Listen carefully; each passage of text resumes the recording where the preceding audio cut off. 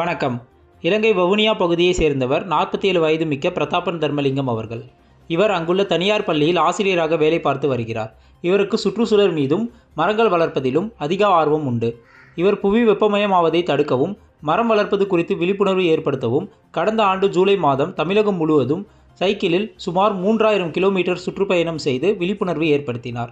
இந்நிலையில் தற்போது மீண்டும் சுற்றுச்சூழல் விழிப்புணர்வு ஏற்படுத்தவும் மரங்கள் வளர்ப்பது குறித்தும் பெண் பிள்ளைகளை பெண்கள் வன்கொடுமையில் இருந்து பாதுகாக்க வேண்டும் என வலியுறுத்தியும் இந்தியா முழுவதும் சுமார் 15000 கிலோமீட்டர் தூரத்தை 120 நாட்களில் சைக்கிளில் சுற்றி வர முடிவு செய்து நேற்று சென்னை உயர்நீதிமன்றம் வளாகத்தில் உள்ள தமிழ்நாடு புதுச்சேரி பார் கவுன்சில் தலைவர் திரு PS அமல்ராஜ் முன்னிலையில் தனது இந்தியா முழுவதும் சைக்கிள் சுற்றுப்பயணத்தை துவக்கி வைக்க கோரி கோரிக்கை வைத்தார். அவரது விழிப்புணர்வு பயணத்தை திரு அமல்ராஜ் அவர்கள் துவக்கி வைத்து அவரது பயணம் வெற்றி பெற வாழ்த்துக்கள் தெரிவித்தார். பின்னர் பிரதாபன் தர்மலிங்கம் பார் கவுன்சிலில் இருந்து தனது பயணத்தை துவக்கினார்.